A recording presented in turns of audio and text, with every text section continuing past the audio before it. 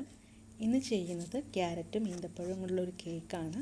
അതിനായിട്ട് അര cup carrot grate ചെയ്തും അര കപ്പ് ഡേറ്റ്സും എടുത്തിട്ടുണ്ട്. അതൊന്ന് മാറ്റി വയ്ക്കാം.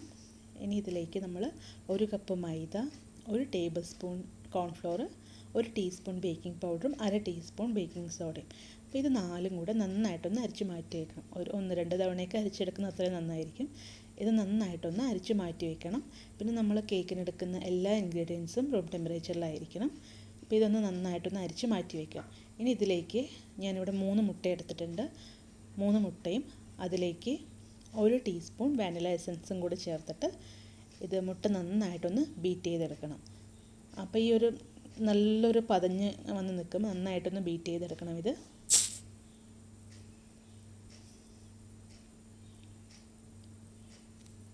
ഇപ്പം മുട്ട നന്നായിട്ട് ബീറ്റ് ചെയ്തെടുത്തിട്ടുണ്ട്.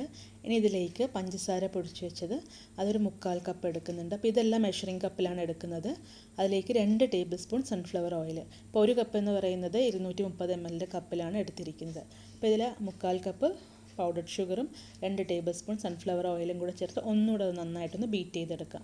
അപ്പോൾ നന്നായിട്ട് ബീറ്റ് ചെയ്തെടുത്തിട്ടുണ്ട്. ഇനി നമ്മൾ നേരത്തെ മാറ്റി വെച്ചിരിക്കുന്ന ക്യാരറ്റും ഈന്തപ്പഴവും ഉണ്ടല്ലോ, അതിലേക്ക് നമ്മൾ അരിച്ച് മാറ്റി വെച്ചിരിക്കുന്ന മൈദയിൽ നിന്ന് 1-2 ടേബിൾ സ്പൂൺ എടുത്തിട്ട് ഈ ക്യാരറ്റിൽ ആ ഡേറ്റ്സിലും കൂടെ ഒന്ന് മിക്സ് ചെയ്തൊന്ന് മാറ്റി വയ്ക്കാം.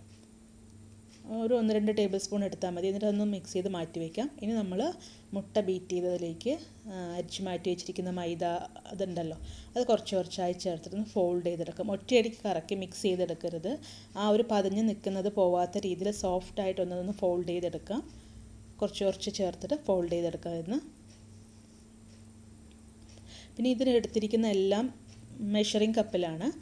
അപ്പോൾ ഇതൊന്ന് മൈദയെല്ലാം ഒന്ന് ഫോൾഡ് ചെയ്തെടുത്തതിന് ശേഷം അതിലേക്ക് നമ്മൾ ക്യാരറ്റും ഡേറ്റ്സും കൂടെ മിക്സ് ചെയ്ത് വെച്ചിട്ടുണ്ടല്ലോ, അതുകൂടെ ചേർത്തിട്ട് ഒന്ന് മിക്സ് ചെയ്ത് കൊടുക്കാം.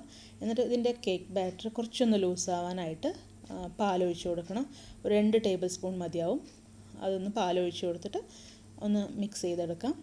ഇനി നമ്മളിതിൽ ബേക്ക് ചെയ്യാൻ ഓവനിൽ വെച്ചിട്ടാണ് ബേക്ക് ചെയ്യുന്നത്. 170 ഡിഗ്രിയിൽ 10 മിനിറ്റ് പ്രീ ഹീറ്റ് ചെയ്ത ഓവനിൽ 35 മിനിറ്റ്സാണ് ഇതിന് ബേക്ക് ചെയ്യാൻ എടുത്ത ടൈം.